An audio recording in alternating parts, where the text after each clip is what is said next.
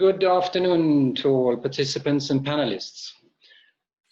For 6 years, AmCham Sweden, the Swedish Anti-Corruption Institute, and Transparency International Sweden have worked together to gather private and public actors in a cooperation against corruption.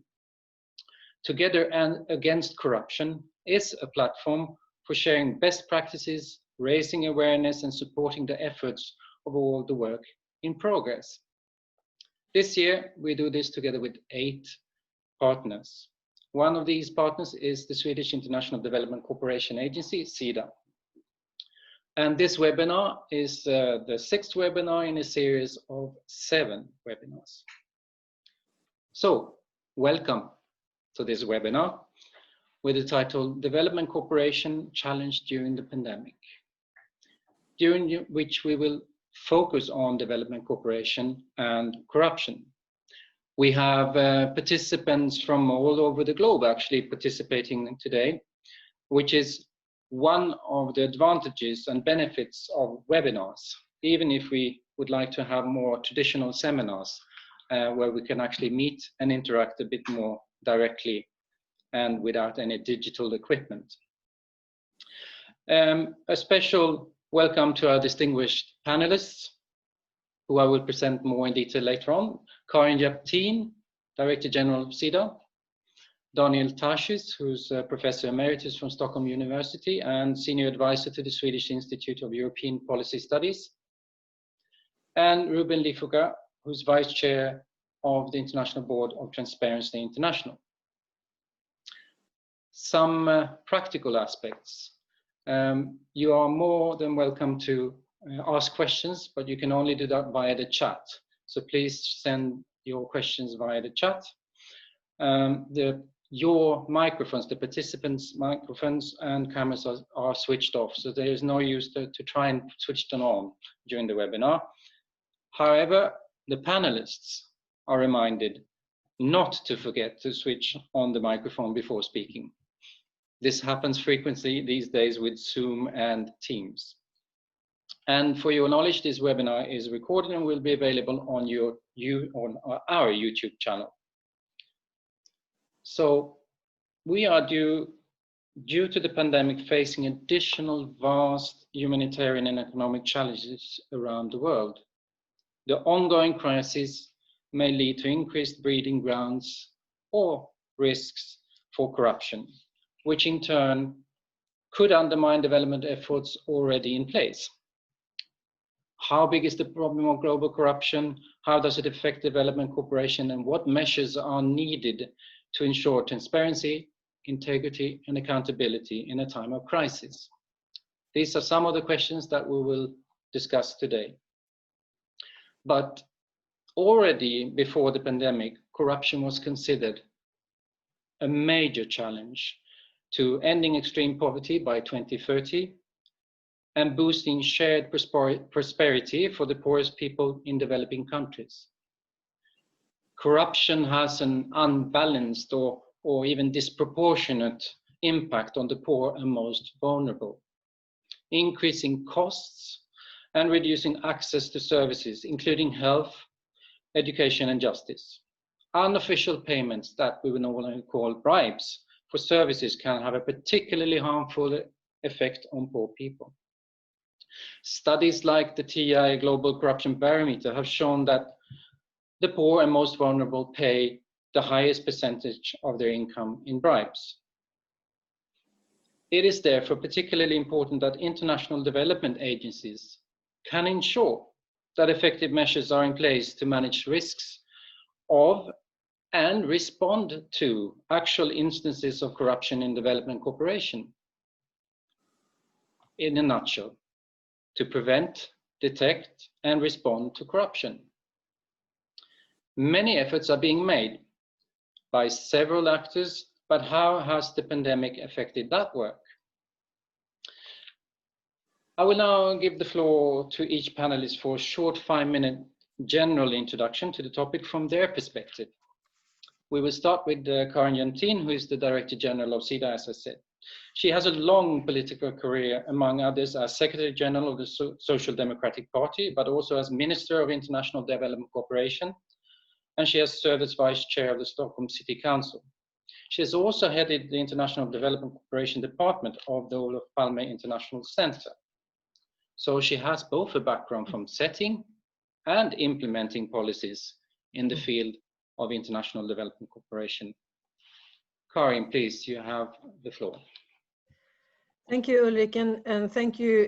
It's a very timely seminar, to say the least, to combat corruption as a risk when we handle the Swedish taxpayers' money, or to combat corruption as a societal issue is high on our agenda.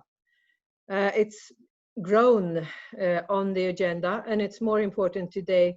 We speak about it a lot more. We have more concrete tools today than a couple of years ago. We regard corruption as a key obstacle to sustainable development. The reasons Ulrik has just spelled out, but I'll repeat them. It's a key obstacle to reach the Agenda 2030 and the Sustainable Development Goals. The UN has estimated that resources lost through corruption exceed the estimated $10 trillion required to eradicate poverty by 2030. The consequences of corruption go far beyond loss of financial resources. It's of course a financial issue, but it's also an issue regarding trust. It undermines democracy, undermines rule of law, hinders economic growth, hinders sometimes the sustainable use of natural resources, and corruption keeps people in poverty.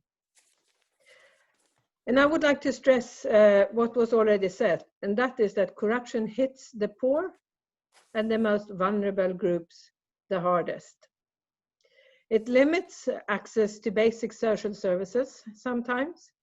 If corruption occurs in the area of education, poor families have far less possibility of paying for education for their children than rich families. And it's a matter of mathematics. Poor need to use a larger proportion of their total income to pay bribes compared to more wealthy citizens. So for us at SIDA, combating corruption is at the core of our work. Fighting corruption is, as I said, high on the Swedish government's agenda and on SIDA's agenda. We take on a holistic approach to tackling corruption. And this means covering both the risk and a development perspective. Traditionally, we have been focusing on the risk perspective, meaning protecting Swedish taxpayers' money from corruption within SIDA-funded programs and projects. This is, of course, an extremely important area for us now and will be in the future. And we will not, that it will not be a smaller area for us. But we have also put more efforts into the developmental perspective, meaning supporting countries' own system and countries' own fight against corruption. That could be by supporting the building of transparent judicial systems or different kinds of institutions in different countries. Just one more minute rather. I know I'm a bit long now. Last year, we developed an evidence-based guidance that will guide our work and has served as inspiration for many other donor agencies.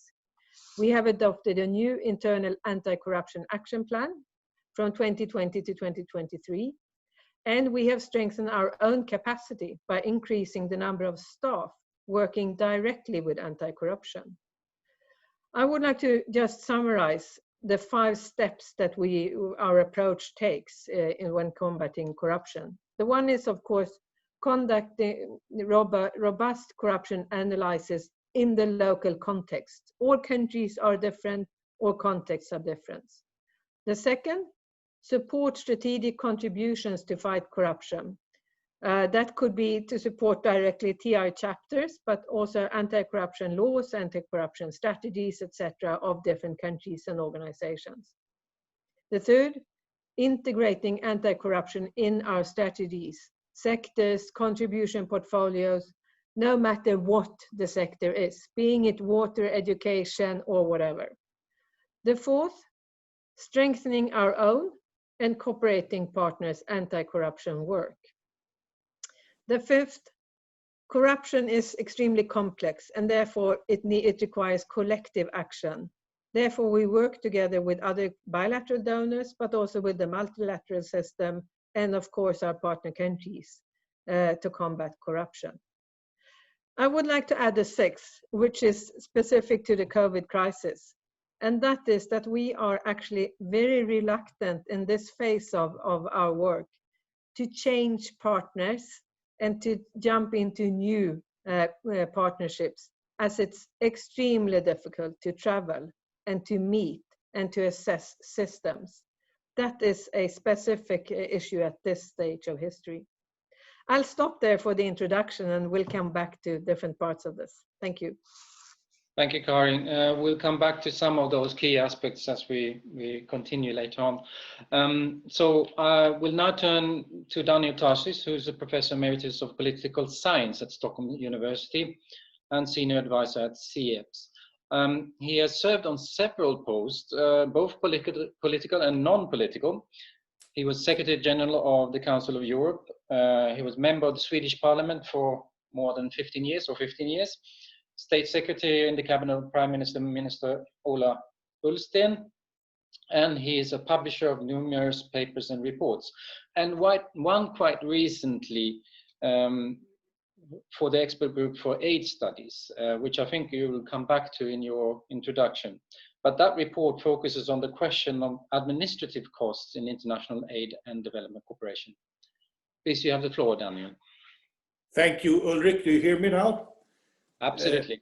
Okay, fine. I will speak exactly about the thing you mentioned, about the phenomenon of administration. And I would like to address what is called bureauphobia. Bureauphobia defined as fear and contempt of public administration and reluctance to spend money on various forms of governance, management, analysis, evaluation, and follow-up.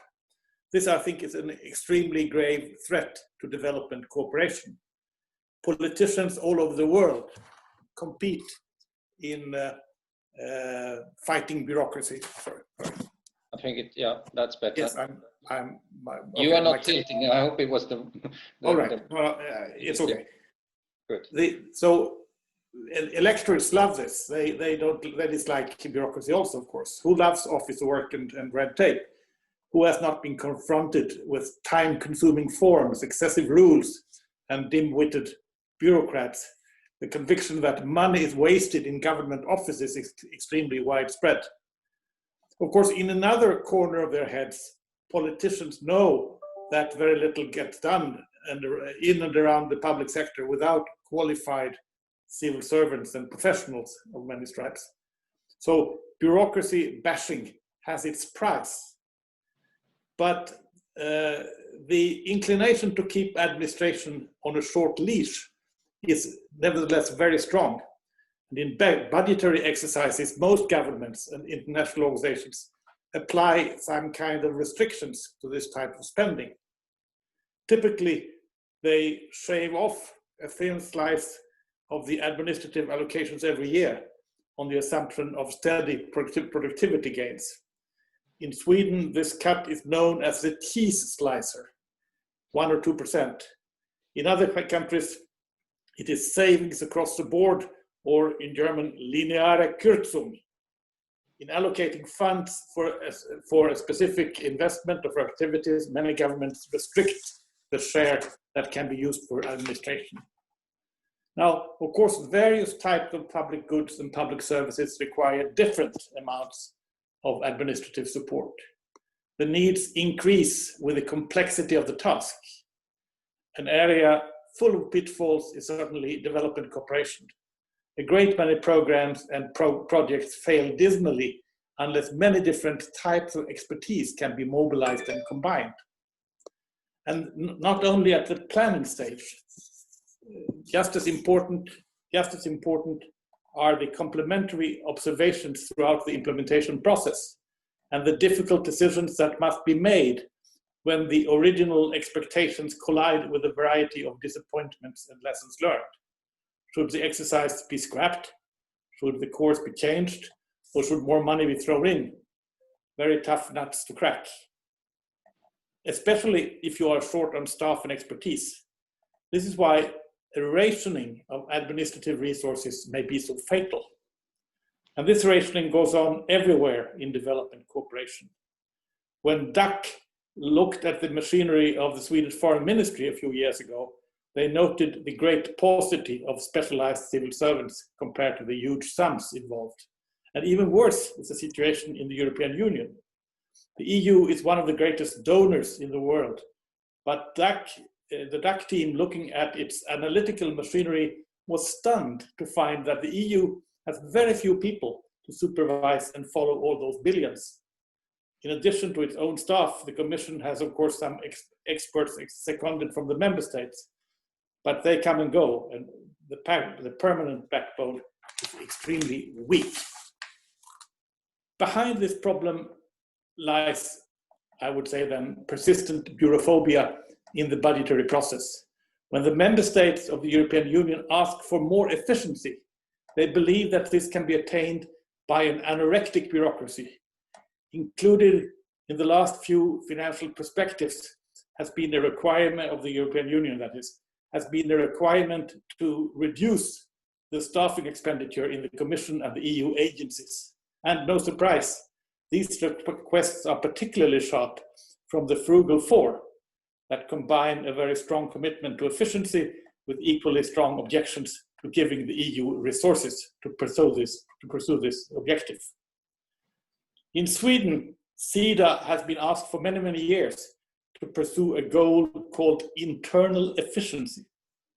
Internal efficiency, that is defined as the quota between the transfers performed, spending on various projects and programs, and the administrative costs incurred. So in other words, if you spend more with less bureaucrats, you score better on the internal efficiency index.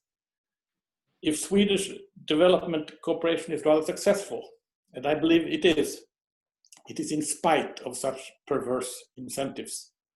And I have, in this report that you mentioned, Ulrich, I have pleaded for an immediate scrapping of this term and this concept.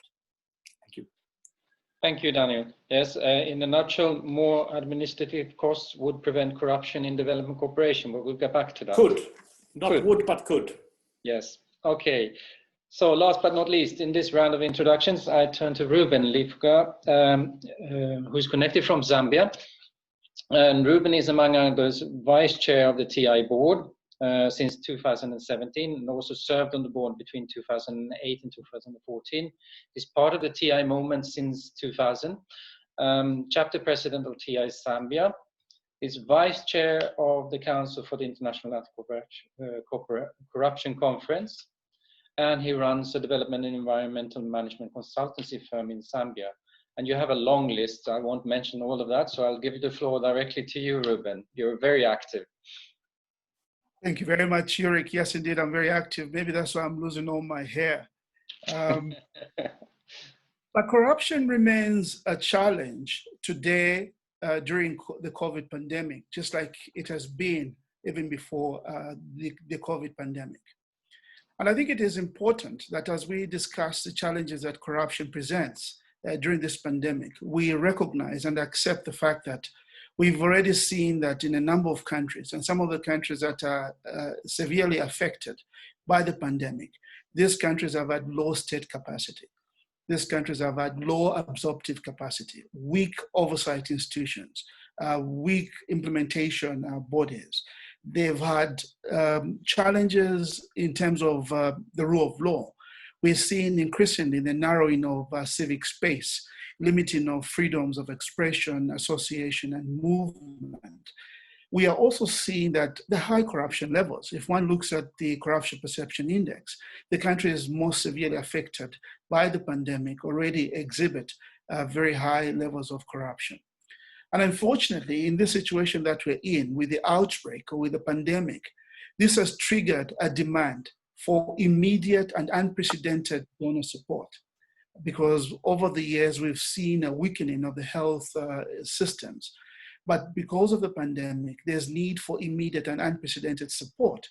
And quite often, this pressing short-term relief is done in such a manner that we ignore to emphasize the control and sanctioning of corrupt behavior, because we need to get to the most vulnerable in the shortest possible time in order for us to mitigate the impact of COVID. But like I said, even before donors make the funds available, they are aware of weaknesses in the state capacity, in the oversight, in the lack of ability of civil society to ensure that all funds reach their intended targets. What is even more worrisome is that in some countries, if I take Zambia for instance, in not the recent past, not so distant past, we've seen donors suspending funding to government in the health sector, in education, and in other sectors, simply because of diversion of public resources or mismanagement of public resources. The question, therefore, that begs an answer is, to what extent is this immediate, unprecedented funding accompanied with measures to strengthen the oversight by different bodies, the anti-corruption measures, the anti-fraud measures? Is the donor community or the development cooperation community doing enough to mitigate against this potential loss? What we've seen in the past is the procurement of fake medicines or fake pharmaceuticals. We've seen weaknesses where senior government officials divert resources meant for health, education, or otherwise into other expenditure. We've seen the way expenditure is triggered in a very careless manner when we're going towards election. And you're talking of a number of countries that are preparing to go to election. The propensity to use the pandemic for political end is quite high. And therefore, it is worrisome that we are dealing with this when we already have high inequalities. But I should say that curbing corruption is a long-term endeavor, not just for countries with weak rule of law or weak oversight, even with countries that are functioning rule of law. We need to ensure that the measures that we put in place are not just short-term to deal with what we see as the immediate problem, but we deal with the systemic causes of a corruption that is happening in a number of countries. So really, my submission is corruption during COVID affects people differently. It affects the women differently who are losing work, who are losing their businesses. It affects the young people who are already not employed. It even makes the situation worse. People with disabilities. So as we talk about any package for assistance, any measures to assist, we need to understand the differences in the people that are being assisted, the difficulties in reaching the vulnerable in the hard to reach areas. And now that there's no movement, I would be interested to know how cooperating partners would do the monitoring, because they can't be on the ground. They would have to rely on local partners to do that. So there's a lot that needs to be unpacked. But I believe that we need to move in tandem in dealing with this dual process or dual impact of COVID and the economic hardships that it will bring. Thank you, Ruben. Yes, indeed, corruption is differently in terms of the pandemic and how it actually affects people during the pandemic.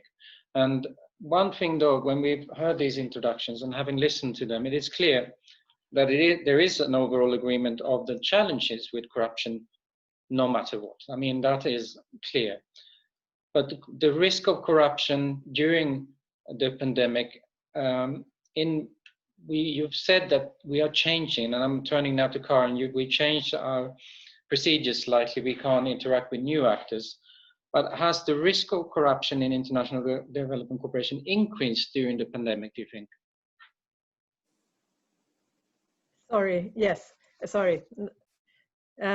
Yes, and Ruben pointed out why.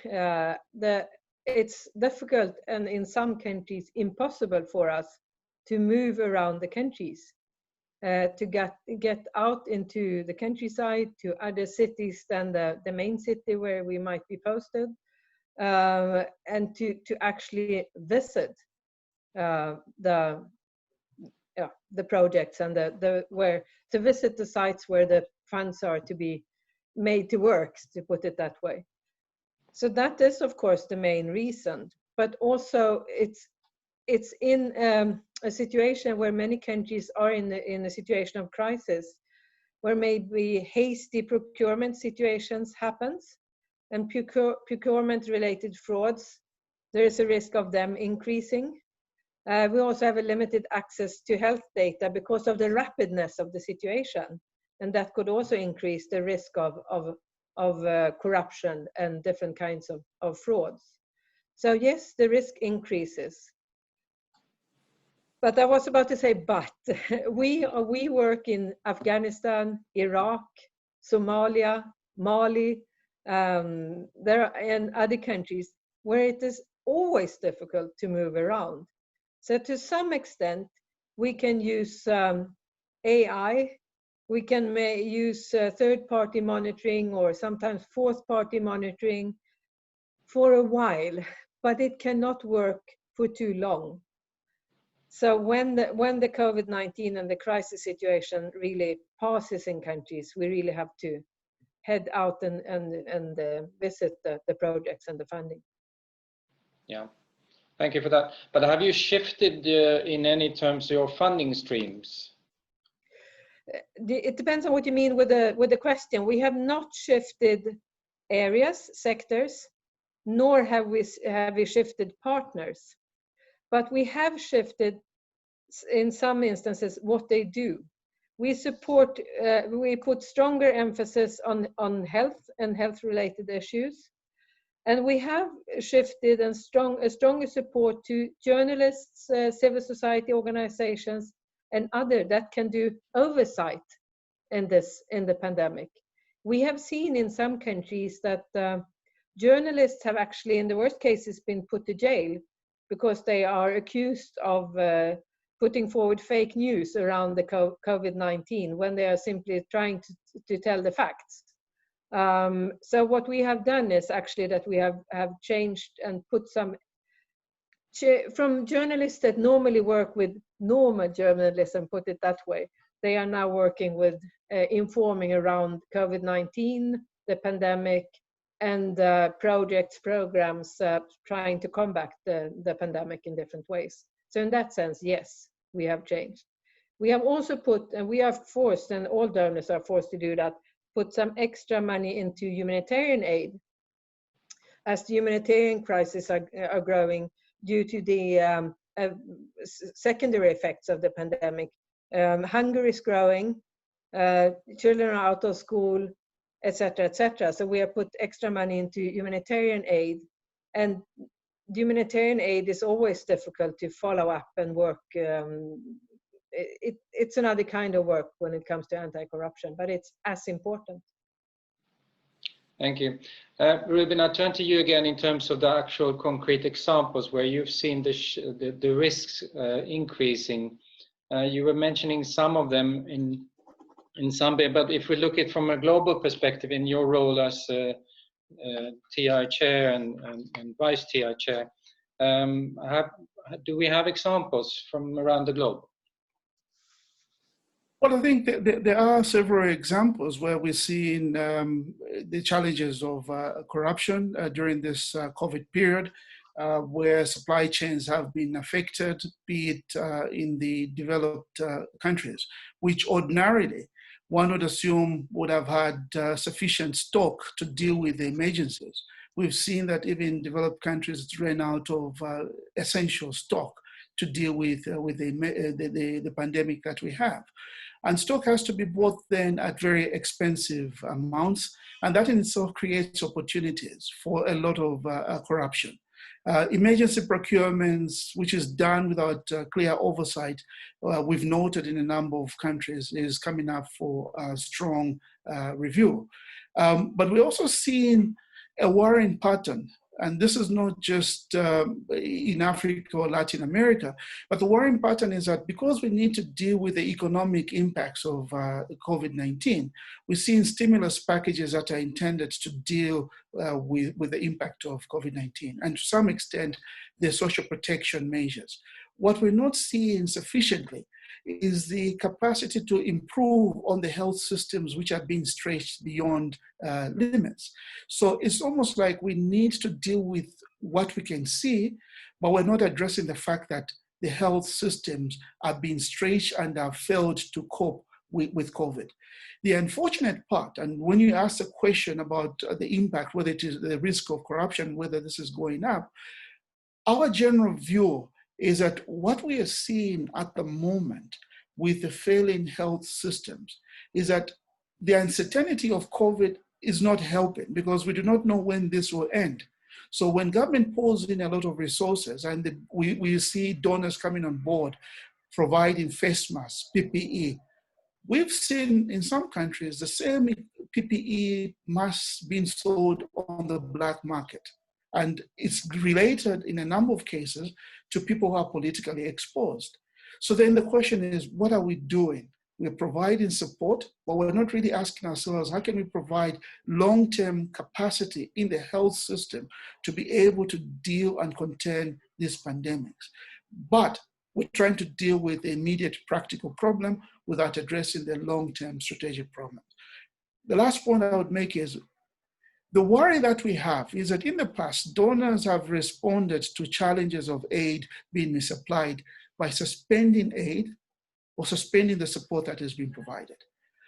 But in most cases, these actions affect the very poor people that they are supposed to assist.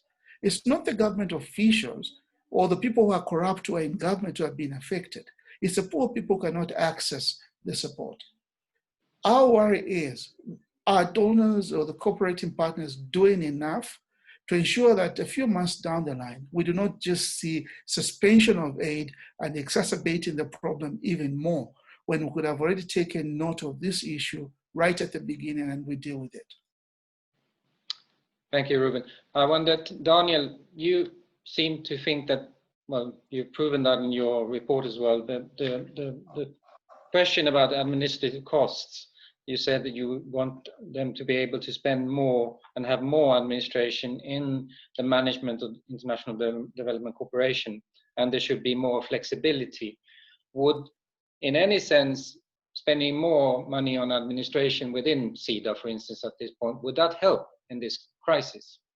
Well, you see, administration is a kind of an umbrella concept. Under that umbrella, you have a lot of different things. Now, bookkeeping is a bit different in different countries, but very often expertise goes under the heading of administration. And if you cut down on expertise, you risk very easily to go wrong. You have a lot of money to spend, and there is a tendency to try to sort of move the money rather than moving the money in the right way. So my fear, my criticism is that if you apply too mechanical rules about how much can be spent on administration, you may have a deficit of knowledge and expertise and understanding. And the concept of understanding, I think, is very important in this context. Very often, development cooperation is performed by bodies that have some understanding, of course. They have some background, they have some knowledge and so on. But there is very often a lack of understanding between the donors and the recipients of development cooperation aid. Societies are extremely complex, and for societies that you are not used to are very difficult to understand. So unless you invest a lot of effort, money also, but effort particularly, in trying to understand the countries where you are active, then there is every chance of getting things wrong and wasting money. Thank you. I would like to move away a bit from the pandemic, even if we are still in the midst of it, but thinking a bit before the pandemic, prior to the pandemic, and post-pandemic, because we will hopefully have a more normal situation. I don't want to talk about the new normal because I think that's too early. And we'll get back to something that was how it was before. But looking back then, and in a normal situation, how successful have actually or are international development cooperation agencies in preventing corruption in reality? I mean, one thing that we now talk about the difficulties during the pandemic, but also in reality. I'd start with Ruben to answer that question, please.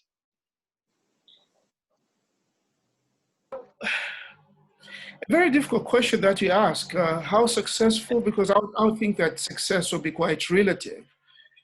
If we are talking about donors using their privileged positions, so to say, to try and influence change in terms of strengthening of accountability systems, ensuring that in a transparent manner, oversight bodies are appointed, ensuring that resources go to the intended areas. I think then you could say there's an element of success. However, the inclusion of local resources makes it very difficult to fully understand the extent to which donors will have that leverage on a country. And I'll give a practical example. In 2018, the donors, including Sweden, Sweden, Ireland, Finland, and the British, did suspend aid to Zambia for the social cash transfer and education and health, among others. However, the component of the donor funding was probably, 25% or slightly above that. So you're still getting a lot of money coming from government itself going to social cash transfer.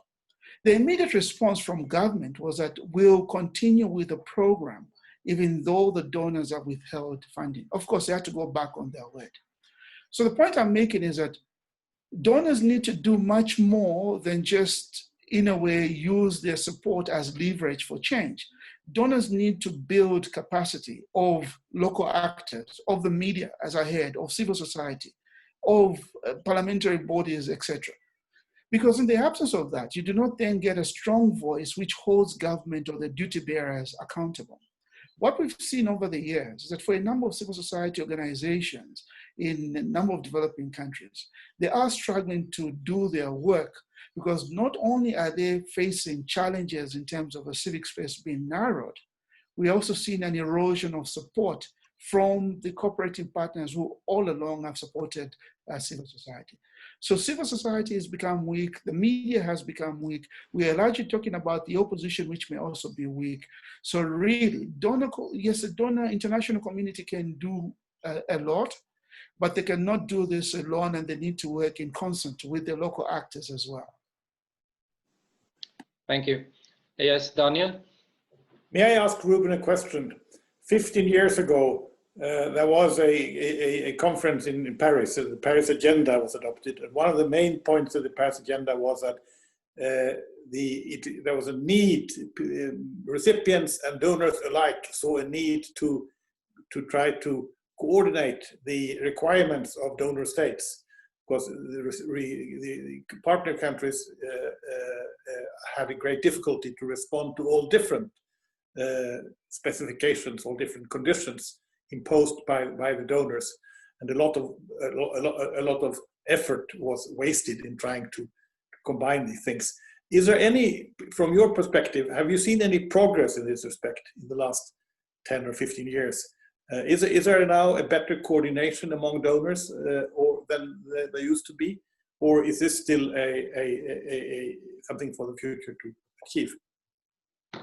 I would say that from the traditional donors that we had 10 to 15 years ago, you see better coordination. You see better coordination among the Scandinavian countries, for instance. You see better coordination with JICA. But there's a fly in the ointment. A number of countries are looking east. So we're getting a lot of money from China, which does not come in this coordinated ODA format. So this is going straight into big projects. It's coming in as concessionary loans, all manner of debt which is coming into our countries. So that in itself makes it very difficult to see the sort of harmonization which the Paris Declaration so wished. And therefore, we we would like to see a little bit more happening, because now, with the coming in of new monies, as it were, including commercial money. I mean, Zambia, as you know, like Kenya and Nigeria, are reeling from all these huge commercial dates that they got. That creates a lot of challenges. And I think more can be done in having this conversation on how can we see better coordination among the cooperating partners. Looking at the question again, how successful international development cooperation agencies are in preventing corruption, I'll turn to Karin and ask you, because you also received additional dedicated anti-corruption funds provided by the government a year ago or so. And is that a sign of commitment from the government, or was it some concern from the government?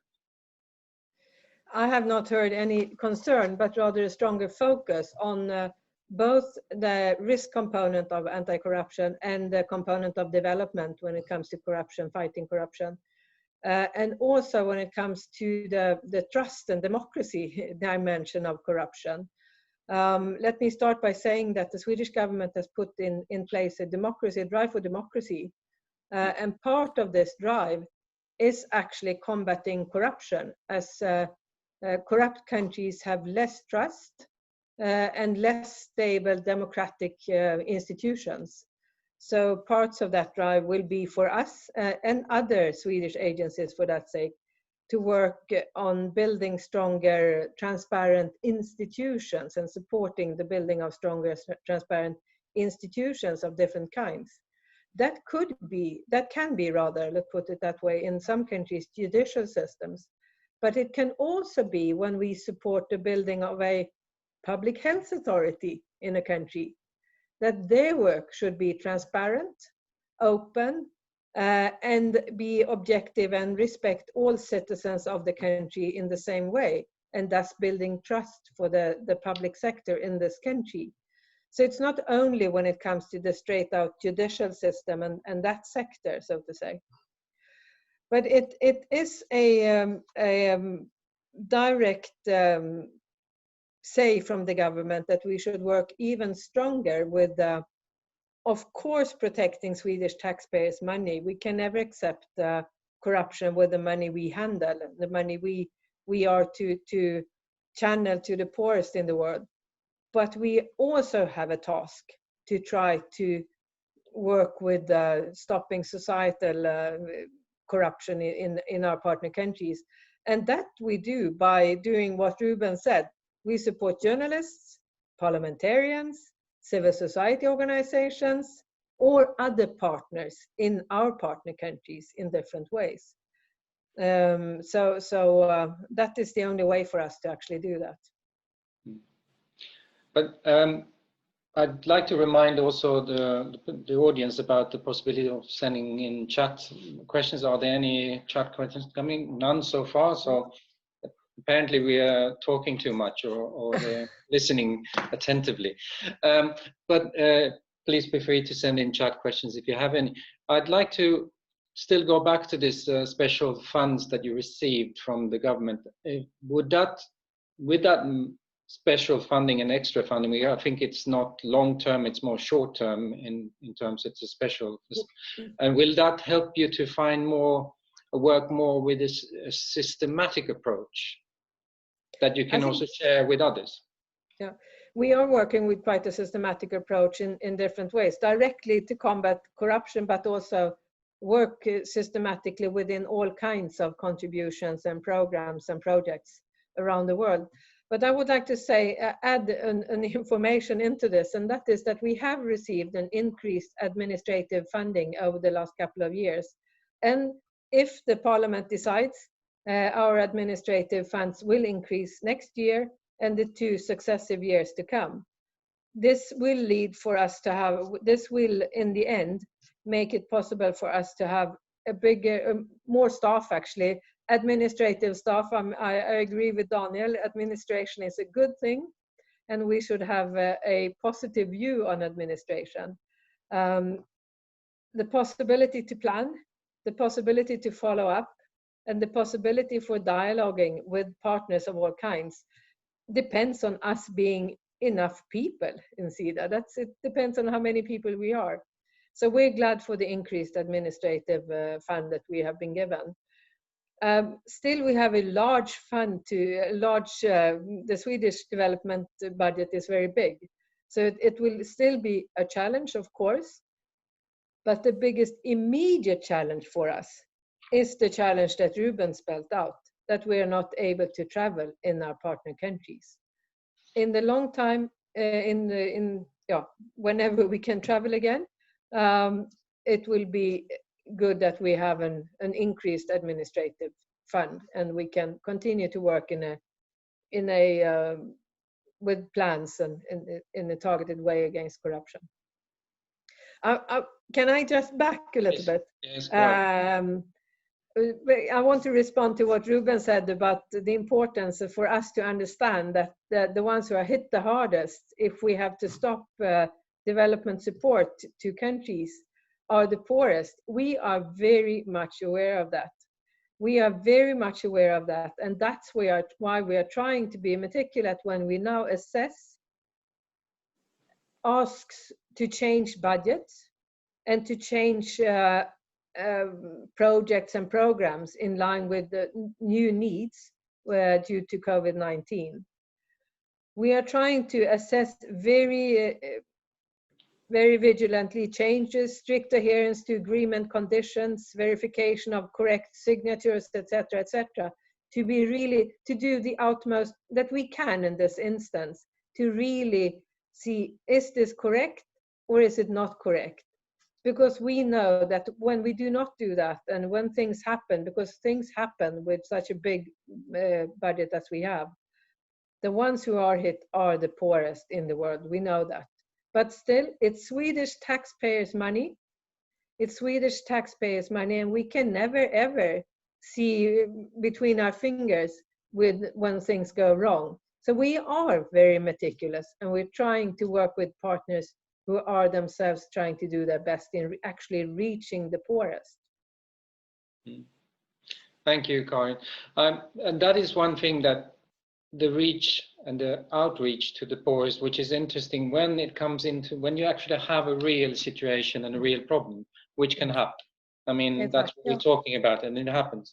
And we talked about this, that when you have a particular project or program and it's subject to criticism, how you deal with that.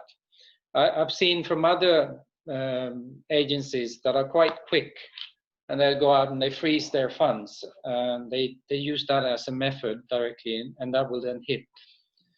In this case, what is the most efficient measure to try and show that you are concerned, but in the same time ensure that the most vulnerable and the poorest receive some assistance?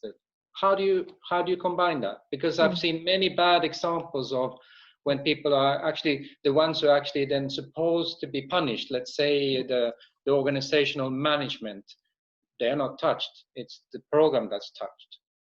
How do you do that in practice? It's the most important and the most difficult, as you nearly said, the question that we deal with, because of course things happen. We publish annually our report on corruption cases that has been reported to us. So one can see on our website that things happen, and we deal with them. What we try to do, if we get a report, or rather when we get a report of a corruption case, we stop funding, we do that. But we also demand for the one who is responsible for the corruption, because it's often not the case that it's systemic within the organization, but rather 1 or 2 or 3 individuals within the organizations that has done this illegal thing. We demand that the organization deal with this and deal with the structures that are obviously not functioning as the corruption case happened. If that happens, if they take away, we are currently, I will not say the country and I will not say on which continent, but we are currently dealing with quite a big organization. They have changed their board. They have taken away the people who have done the wrongs, but they have also changed the way they follow up and the way they plan. They have changed their procedures, so to say. And we're now back in working with this organization. So we freeze the money, but we do not say hands off and leave.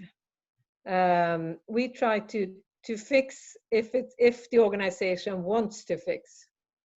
If it's not a systemic problem within the organization. It has happened that we have left organizations, but most of the time we deal with the case.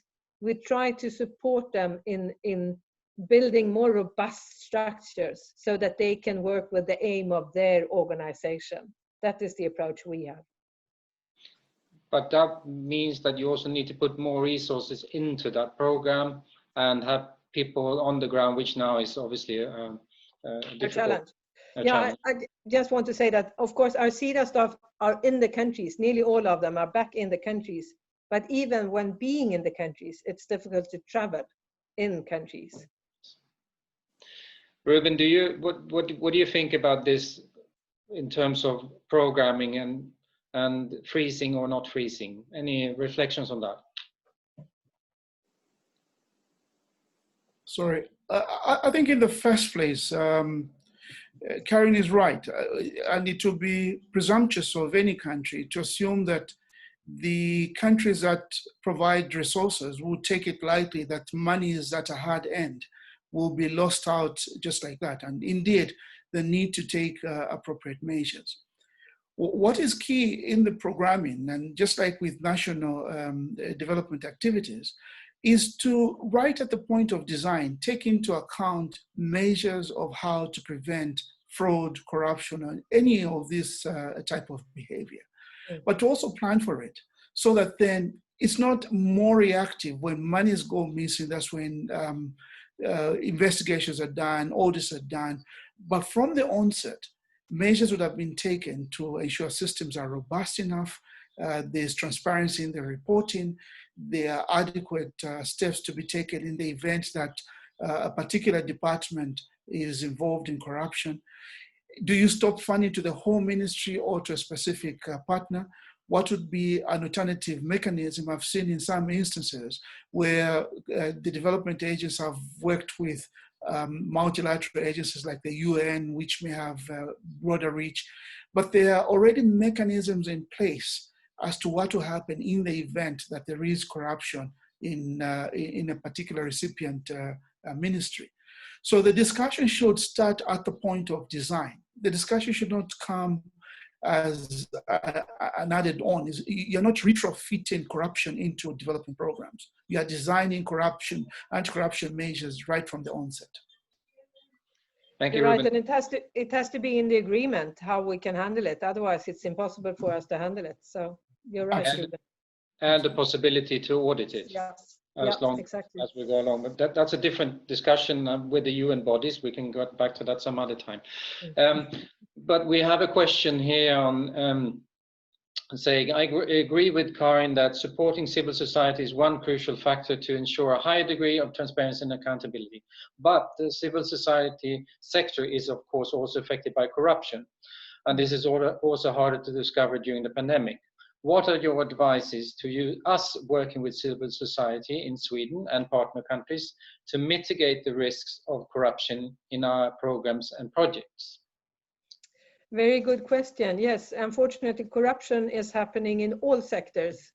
Public, civil society, private sector, all sectors it happens.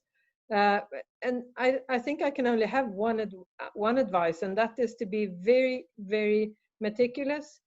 Look into structures, ask if something is strange when some partner wants to change a budget, etc.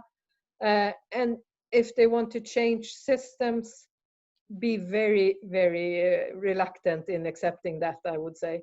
During the crisis, I would like to put it this way.